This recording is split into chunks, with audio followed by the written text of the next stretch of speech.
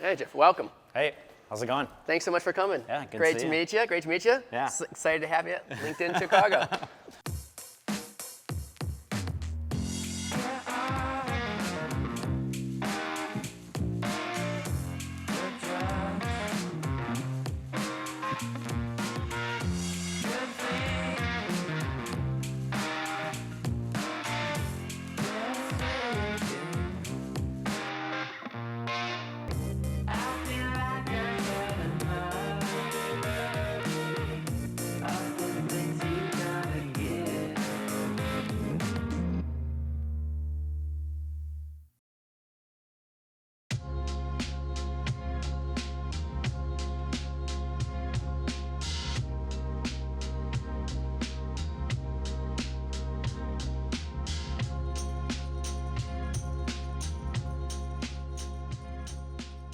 So what's LinkedIn do in Chicago?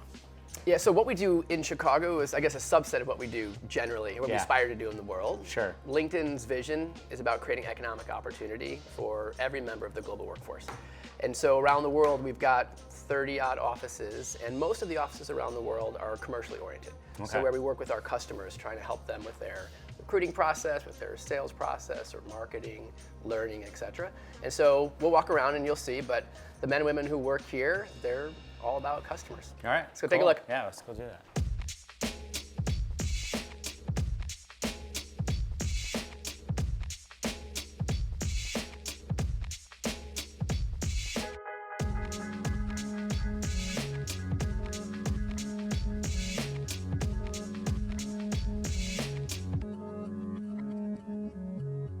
I'd love to hear a little bit about your background and like when you joined before LinkedIn, but Yep. even when you joined LinkedIn, was there about 100 employees? Yeah, And yeah, now exactly, how many just are over. there today? We're about 13,000. 13,000. Yeah. So that's a lot of scaling.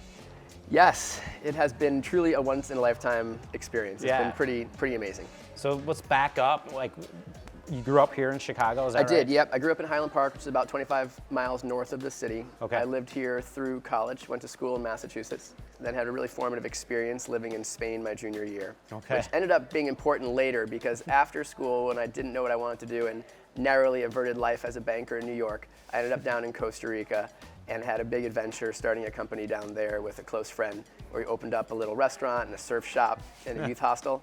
All our buddies moved down there. It was as debauched and as entrepreneurially fun as you can imagine. Learned a lot, sold the business, came back to the States, and eventually, after spending a year or two in Chicago, was living with a guy who was getting his computer science master's here, and he really felt like we needed to be in San Francisco for Okay. him to pursue the career and technology that he wanted and that I was becoming interested in. Got it. So we left. I moved out there. My wife of today was my friend and girlfriend, then in that order Yeah. at that time. She moved out a few months later. So being 20-something in San Francisco, good times, fantastic. As a professional, I learned a little bit about sales, working for Advent Software, and then a lot about product marketing and product management. Okay. And most importantly, I met some of the people at Advent Software, like Dan Nye, who totally changed my life. And Dan was my bridge person to LinkedIn, because in 2006, after taking a sabbatical, moving back to Chicago to start a startup, Dan called me and said, hey Gamson, why don't you move back to California? I just joined LinkedIn as the CEO. Reid Hoffman had just hired him, Yep. and he wanted me to join the executive team. But my wife was pregnant, my life was cooking in Chicago, the startup was doing great. I said no, and thankfully Dan called back a few months later, got me to join LinkedIn, albeit as the first remote employee, and so I couldn't be on the executive team. My job was to figure out something to do for money. That was the official job description. So I did that for about a year at LinkedIn, poked around on a few ideas that didn't end up being great ideas and go too far, but I joined the recruiting business at LinkedIn, which turned out to be our biggest business that we now call Talent Solutions. And then in 2008, when Jeff Weiner joined as CEO, Jeff and I really got along, which is wonderful, and Jeff has proven to be an incredible impact on me and my life. I've learned so many things from Jeff. The biggest is probably, by the way, just how to bring compassion into one's management style and unconditional compassion, which is the hard part. It's easy, as he says, to be compassionate for people you like being with. Yeah. It's hard to be unconditionally compassionate, but that's something that Jeff taught me and something that has absolutely changed LinkedIn. So the last 10 years working for Jeff, I've been responsible for all the things that we do around the world commercially with our customers. Okay. And it's been just an unbelievable journey. During this time Yeah. at LinkedIn, you're one of the most prolific angel investors in Chicago. I've been active.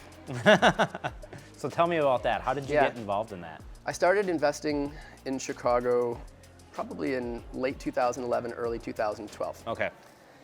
Which was never necessarily my intent, but when LinkedIn worked out in all ways, in a much bigger way than I had ever forecast. And so I was kind of coming to terms with the fact that I've been so fortunate to end up in a company where the world has dumped this kind of experiential talent network, financial resources on my lap. How do you deploy those resources thoughtfully and working backwards from an objective with a purpose? It would be great if we could be a part of the girls and boys who grow up here going forward. If they want to live in Chicago and pursue a great career in technology, that they can. So decided that that's what I want the rest of my professional life to be about. So now what do I do about it? And angel investing is one of the strategies to try to help the companies here, help the entrepreneurs that have the vision for how to create something of value that could, in success, turn into job creation, could turn into the experience gathering that people need to be the next generation of entrepreneurs. So whether through investing or coaching or trying to bring talent here, any of the ways that I can be a booster for the Chicago tech ecosystem, that's where I spend my time. Is there any themes that you're looking for? As an investor? As an investor. You know, I think probably many of the things that most investors are. You know, I'm looking for first it starts with the talent. I'm looking for an incredible founder or group of founders, ideally, who you sit down with them and you feel their passion and you explore their ability to manifest that passion, and you walk away just being like, I want to be near that person. Like that, I feel that person's energy and their creativity, their clarity, their focus, and their drive. Like, I'm a believer. So it starts investing in that person. Absolutely, at that especially stage. at early stage. That's what you got. Oftentimes there's not a product yet. Oftentimes there's not the data that a later stage growth investor can look at to do the right kind of cohort analysis and the right kind of actual numbers-based forecasting. So you're sitting down with a human being and you're making a bet on them and their ability to do the undoable many times. So it starts with talent. And then I think it's some of the maybe more analytical parts are, again, normal, but how big's the market? Why do we think we're going to win? What's the problem that we're solving? Do I believe that that's a trend in the world, that we're going to get tailwinds or headwinds, et cetera? What does the competition look like? All those normal flow downs from there. But for me, I overdo it on talent because in my experience, that's the difference maker for all things. There are incredible companies here. And what Chicago does so well is an economy. It's an incredibly diverse economy. And as entrepreneurs, that diversity is represented. We have incredible women entrepreneurs here. We have incredible entrepreneurs, people of color at a participation level that is materially greater than that you'll find in many other cities. And I think it reflects who we are. How can we create more of that diversity? I think first of all with consciousness. You know, like anything, it starts with an intent. And so as an investor, I try very specifically to put it out there into the universe. I'm looking for more entrepreneurs. I'm looking for more women. I'm looking for more people of color, and I'm going to make a bigger allocation of time to those folks whom the venture market, whether through conscious or unconscious bias and probably some combination therein, has overlooked as segments. And so if you look at the portfolio of companies that I've invested in, there is a much greater percentage, and more than a third of the companies are women founded. You know, I was just earlier this morning with Marie Tillman, who's the founder of Mac and Mia. It's an incredible company that actually at its very core is lifting up other women around the country because it sells children's clothes, of which I'm a client, and my daughter Pearl loves it. But really what it's doing is through a distributed network of women around the country, they're each becoming a salesperson for Mac and Mia and selling these clothing boxes into their groups of friends. And so as the company becomes successful, Chicago wins, nationwide, these women are empowered with side income and they win. So just those kind of cycles, whenever I can find them, I'm interested. Another thing that I really love about the Chicago tech ecosystem is that there are so many assets that Chicago has that other cities would work so hard to get, like the number of engineers that we educate here. If you're trying to build a recipe as a city for how do you create more economic opportunity in the tech sector, one of the big ingredients is, do you have the technical people? The great news for Chicago is that we do. We educate more engineers than we actually consume here as companies. We are a net exporter of engineers. And that's a good and bad thing. It's a good thing because the engineers are here. It's a bad thing because we need them to understand that the jobs that they seek are also here. Right. And so I think over the next 5 or so years in Chicago, what you're going to see is a much greater efficiency in the marketplace between the talent that we have and the opportunities that we have. And I think you're going to be seeing more and more engineers staying in Chicago, pursuing a career in technology here. Yep. Engineering is really important. Yep. But all those other roles around technology companies are important too, right? And you played a role as product manager. There's not a lot of schools to go learn to be a product manager. You have to be in other software companies. It's true. And so at Advent, I went to the School of Product Management under Dan Nye and the School of Product Marketing under Dan Nye. And so you need those companies to have those experiences. I agree. Right? You do, yes. And I think you need the people in those companies who can teach and choose to teach. Because a company can be great at something, but if the human being that you work for or that you work around doesn't care enough to invest in you, it's unlikely that you're going to have the type of experience that you want in learning.